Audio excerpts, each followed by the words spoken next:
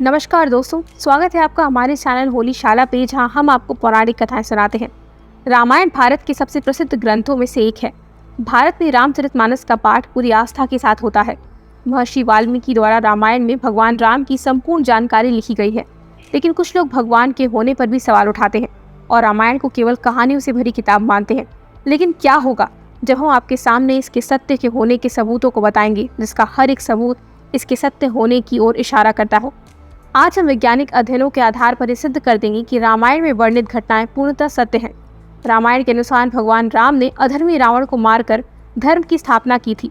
ज्यादातर लोगों का सवाल होता है कि क्या भगवान राम वाकई धरती पर पैदा हुए थे? क्या वास्तव में रावण के 10 सिर और 20 भुजाएं थी? क्या हनुमान जी अपनी इच्छा से अपना रूप बदल सकते थे? रामायण को पूरा ध्यान लगाकर पढ़ें और साफ सफाई का विशेष ध्यान रखें।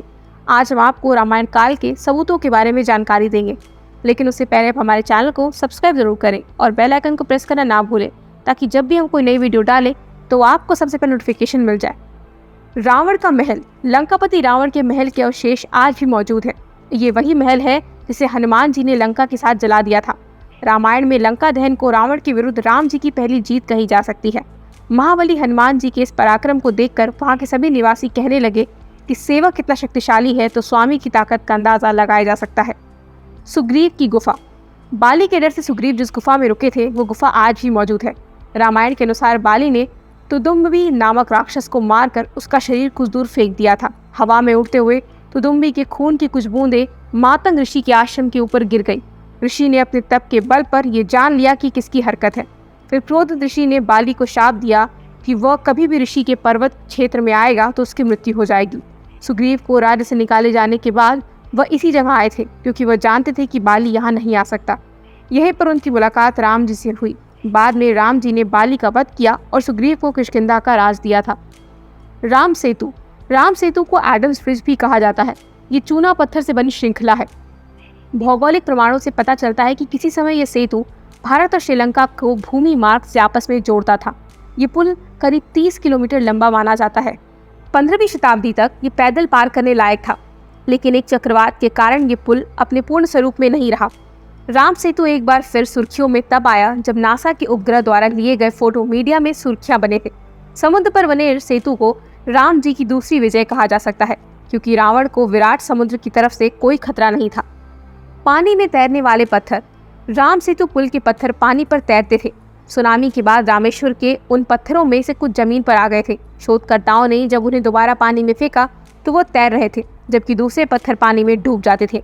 नल और नील की उपस्थिति में वानर सेना ने 5 दिन में 30 किलोमीटर लंबा और 3 किलोमीटर चौड़ा पुल तैयार किया था। रामेश्वर में आई सुनामी के दौरान ये पत्थर दिखाई दिए थे। आज भी कई साधु संतों के पास इस तरह के पत्थर हैं। लंका जलाने का अवशेष। रामायण के अनुसार हनुमान जी ने समस्त लंका को आग लगा दी थी, जिसका परिणाम आज भी उस जगह पर मिलते हैं। जलने के बाद वहाँ की मिट्टी काली हो गई थी, जबकि उसके आसपास की मिट्टी का रंग वैसा ही है। रामायण कालीन हवाई अड्डे। श्रीलंका की रामायण अनुसंधान टीम ने रावण के रामायण काल के 4 हवाई अड्डे खोजने का दावा किया है। पिछले 9 वर्षों में यह कमेटी श्रीलंका के कोने कोने की छानबीन कर रही थी। यहाँ उन्हें कई जानकारी अवशेष मिले, परंतु पिछले 4 सालों में लंका के दुर्गम स्थानों की खोज के दौरान रावण के 4 हवाई अड्डे हाथ लगे। कमेटी के अध्यक्ष अशोक केंट का कहना है कि रामायण की लंका वास्तव में श्रीलंका ही है। यहाँ उसानगोड़ा, गुरुनोपोथा, तोतुपोला कंदा और वालियालापोला नामक 4 हवाई अड्डे मिले हैं। अशोक वाटिका। अशोक वाटिका आज भी लंका में स्थित है, जहां रावण ने सीता माता को हरण करने के पश्चात कैद करके रखा था। ऐसा माना जाता है कि एलिया पर्वत की एक गुफा में सीता माता को रखा गया था, जिसे सीता एलिया नाम से जाना जाता है। यहाँ सीता माता का एक मंदिर भी है, जिसे विरांग टोक कहते हैं, जो वही यांगना से 10 किलोमीटर दूर है। यहीं पर सीता जी का अपहरण कर पुष्पक विमान को उतारा था।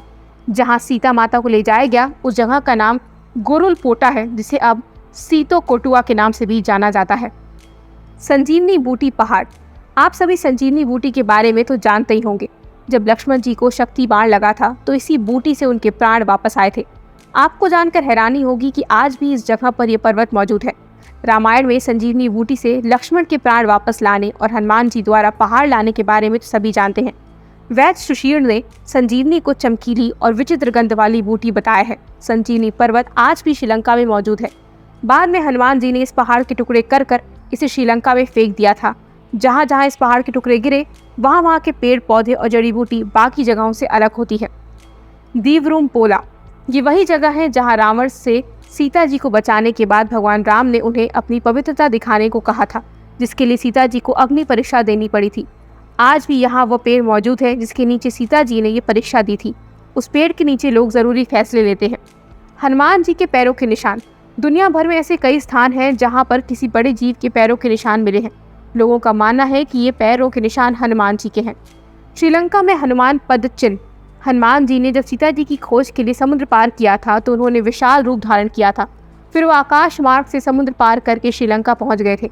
ऐसा कहा जाता है जहां उन्होंने पहले कदम रखे वहां वहां उनके पैरों के निशान बन गए और ये निशान आज भी वहां मौजूद है।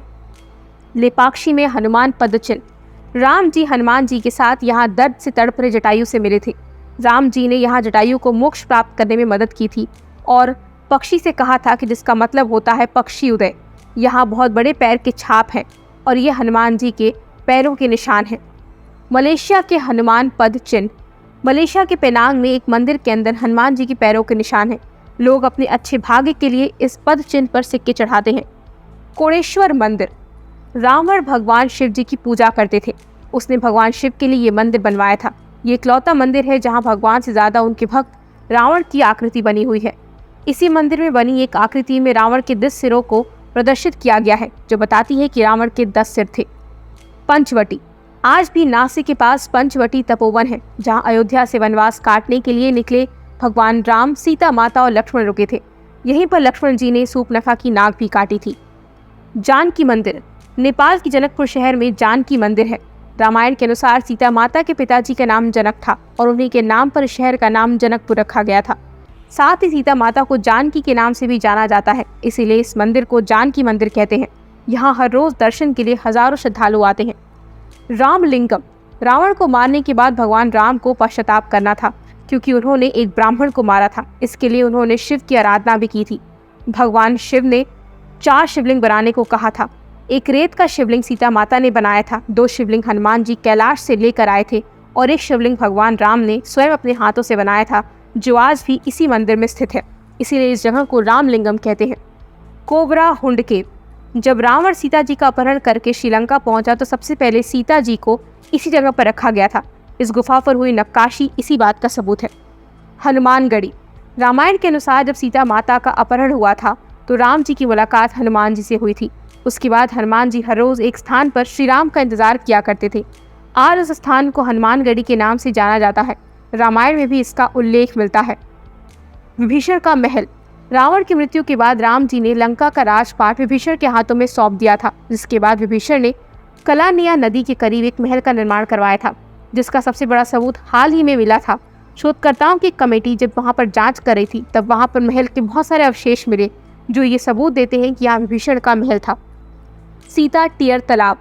जो रावण धोखे से सीता माता का अपहरण करके उन्हें लंका ले आया था, तब रावण का पुष्प विमान एक स्थान पर उतरा था। उस समय सीता जी की आंखों से आंसू गिर रहे थे। जहां पुष्प विमान रुका उस स्थान पर सीता जी के आंसू गिरे और वहां एक कुंड बन गया। आज इसे सीता टीयर तालाब कहा जाता है। इसके आसपास पानी का कोई स्रोत नहीं है, फिर भी यहाँ का पानी किसी भी मौसम में नहीं सूखता। कोंडागट्टू। रामायण के अनुसार हनुमान जी की लंका जलाने के बाद रावण डर गया था और उसे बार बार ये डर सता रहा था कि हनुमान जी दोबारा से लंका पर हमला न कर दें। इसीलिए रावण ने सीता माता को अशोक वाटिका से हटाकर कोंडागट्टू में रखा था। पुरातत्व विभाग को यहाँ कई गुफाएं मिली हैं जो सीधी रावण के महल तक जाती हैं। दोस्तों, आपको हमारी वीडियो कैसी लगी हमें कमेंट करके ज़रूर बताएं। आप और कौन सी पुरानी कथाएं सुनना चाहते हैं आप ये भी हमें कमेंट बॉक्स में लिख सकते हैं। हमें आपके जवाब का इंतज़ार रहेगा। और हाँ, जाते जाते इस वीडियो को लाइक, शेयर और हमारे चैनल होलीशाला को सब्सक्राइब करना ना भूलें। धन्यवाद।